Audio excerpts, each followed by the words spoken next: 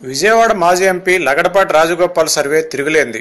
విజయం ఎవరిదో ఇట్టే చెప్పేస్తాడు. అందుకే లగడపాటిని ఆంధ్ర ఆక్టోపస్ అని పిలుస్తారు. ఇప్పుడు ఆయన నంద్యాల ఉప ఎన్నికలపైన సర్వే చేయించారు. అయితే ఇంకా బయటపెట్టలేదు. టీడీపీ, వైఎస్ఆర్ కాంగ్రెస్ పార్టీలు అక్కడ పోటాపోటీగా ఉన్నట్లు సర్వేలో తేలిందట. ఇరు పార్టీలు నెక్ టు నెక్ పోటీ పడుతున్నాయని చెబుతున్నాడు. అదే సమయంలో ఉప ఎన్నికల నోటిఫికేషన్ విడుదలయ్యాక మరోసారి సర్వే చేయించనున్నారు లగడపాటి. అప్పుడు అధికారికంగా ఎవరు గెలుస్తారో చెప్పనున్నారు. గతంలో 5 రాష్ట్రాల ఎన్నికలు, ఢిల్లీ ఎన్నికలతో పాటు తెలుగు రాష్ట్రాల ఎన్నికల్లో ఎవరు ఖచ్చితంగా గెలుస్తారో చెప్పారు ఆయన.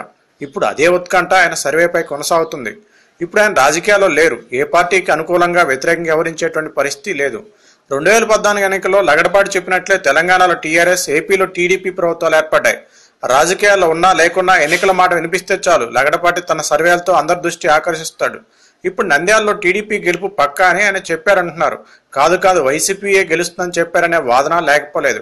సోషల్ మీడియాలో ఈ 2 వాదనలు వస్తున్నాయి. అధికారికంగా ఆయన ఇంకా ఏ విషయం చెప్పలేదు. కొద్ది రోజుల క్రితం లగడపాటి చంద్రబాబును కూడా కలిశారు. ఇంకేముంది, రాజకీయాల నుంచి విరమించినట్టు ఆయన చేసినటువంటి ఒట్టు గట్టున పెట్టి తిరిగి క్రియాశీల రాజకీయాలకు వస్తారనుకున్నారు. కానీ ఆ పని చేయలేదు లగడపాటి. తాను చేయించిన సర్వే వివరాలను లగడపాటి టీడీపీ వర్గాలకు ఇప్పటికే చేరవేశారంటున్నారు. భూమా కుటుంబంపై ఉన్న సానుభూతి టీడీపీకి లాభమని చెప్పారట. మైనార్టీలు టీడీపీ వైపు రావటం కలిసి వస్తున్నా శిల్ప పార్టీ మారటం మైనస్గా చెబుతున్నారట. అలానే గోస్పాడు మండలం ఆలగాడి నుంచి వేరుపడి నంద్యాలలో కలవటం టీడీపీ కలిసి వచ్చే అంశమని ప్రస్తావించారట. కానీ అధికార పార్టీ మీద ఉన్నటువంటి వ్యతిరేకత ఎలాంటి పరిణామాలు దారితీస్తుందో అప్పుడే చెప్పలేమంటున్నారు లగడపాటి. అందుకే ఎవరు గెలిచినా పోరు మాత్రం ఓరాహోరీగా ఉంటుందని సర్వేలో తేలిందట.